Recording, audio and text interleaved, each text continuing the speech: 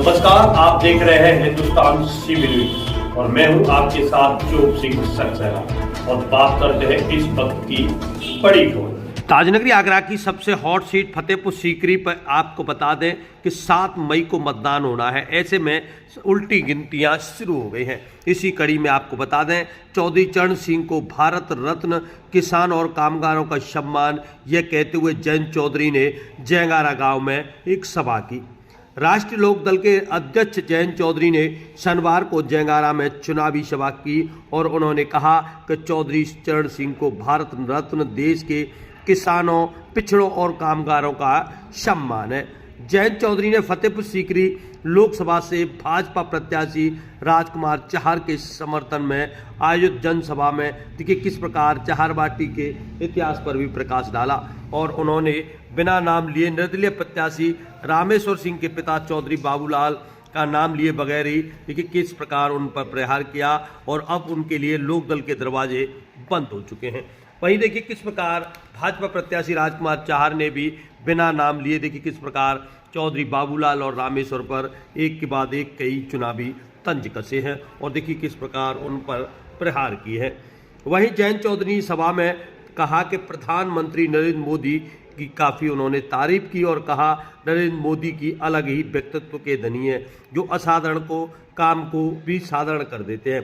इस बार 400 पार का कराकर नरेंद्र मोदी को तीसरी बार प्रधानमंत्री बनाने की देखिए उन्होंने अपील की है। साथ ही साथ कांग्रेस के राहुल गांधी पर भी उन्होंने निशाना साधते हुए तंज कसते हुए कहा कि वह जाति के लोगों को उलझना चाहते हैं। इस प्रकार आप देख रहे हैं और जानिए लाइव तस्वीरें देखिए किस प्रकार राजकुमार चाहर ने फतेहपुर सीकरी के विधायक पर तंज कसा है, तो वहीं देखिए किस प्रकार जयंत चौधरी ने कहा है कि राष्ट्रीय लोकदल के दरवाजे अब उनके लिए हमेशा के लिए बंद हो गए हैं।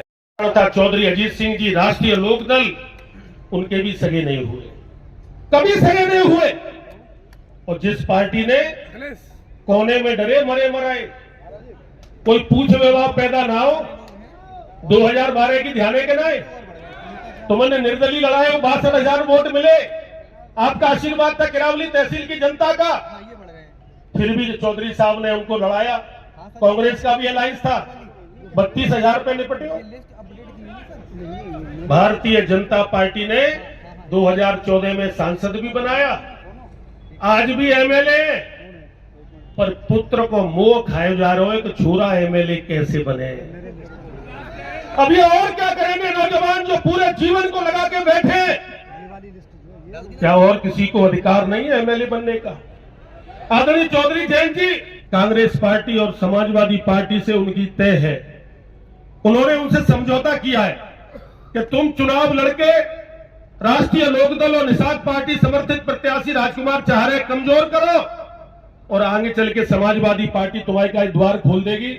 अब न इनको भाजपा में तो कुछ बच्चे होना है, कछु रहेगा का भाजपा में कछु रहेगा का। मैं तो जयंत जी आपसे प्रार्थना करूंगा, चाहे जो घुटने टेक के आवे, अब जाए माफ मत करियो, अब माफ मत करियो,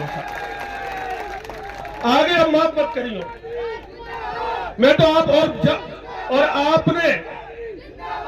आपने जो माफ नहीं करो, आपने जाए नहीं तवज्जो दी और भाजपा में काऊ लाग जी, अब जो बचे ना है। अब मैं ज्योतिषी तो हतनाऊं जो एक बार नहीं, जैसे और कई लड़कन ने अपने लॉन्च कर रहे हैं जो 2 बार फेल हुए हो, जो जीवन में फेल ही है वो जहाँ पे आगे बढ़े हुए बाप सौदा हतुना है। लेकिन सब लोग समझ रहे हैं, समझ रहे कि नहीं समझ रहे? जो आखिरी बार लोकदल ने लड़ाया था, यहां बैठे हैं पार्टी के सब नेता, बल्कि राजकुमार जी को भी अच्छी तरह पता है, उनको चौधरी साहब लड़ाना नहीं चाह रहे थे। मैं और वो चौधरी साहब तीनों लोग बैठे, आगरा के कुछ नेताओं को बुलाया, बैठक की और बहुत समझाया कि चुनाव मत लड़ो, किसी और को मौका दो।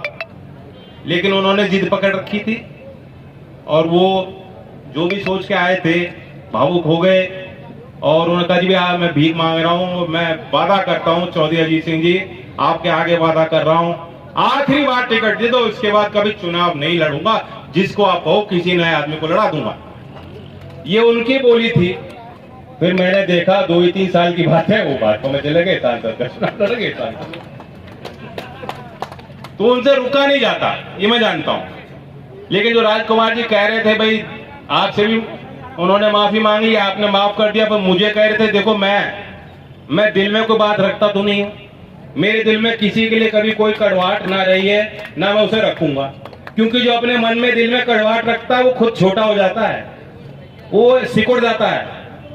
मैं जहां हूं मेरा एक दायित्व है, मुझे अपनी व्यक्तिगत हानि और लाभ को नहीं देखना। हम लोग विपक्ष में रहे हैं ना, हम लोगों ने बहुत कुछ सहा है, बीजेपी के कोई कार्यकर्ताओं नेताओं को बुरा नहीं मानना चाहिए। जब तक हम लोग थे, आज जो विपक्ष की धरती है इनकी धरती नहीं है। ये जो तमाम खेती है जिसे काटना चाह रहे हैं, ये लोकदल की मेहनत है।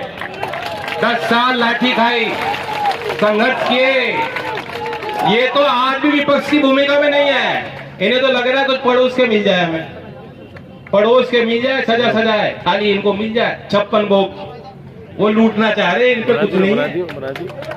लेकिन लोकदल ने फैसला लिया, मेरी इच्छा के अनुरूप हो ना हो उसका कोई मतलब नहीं, मुझे ये देखना है कि चार बाटी को लाभ कैसे होगा, आगरा को लाभ कैसे होगा, पश्चिमी उत्तर प्रदेश का लाभ मैं कैसे कर सकता हूं, किसानों का लाभ मैं कैसे कर सकता हूं। इसलिए हमने फैसला और विश्वास के साथ लिया है कि और अच्छे काम होंगे।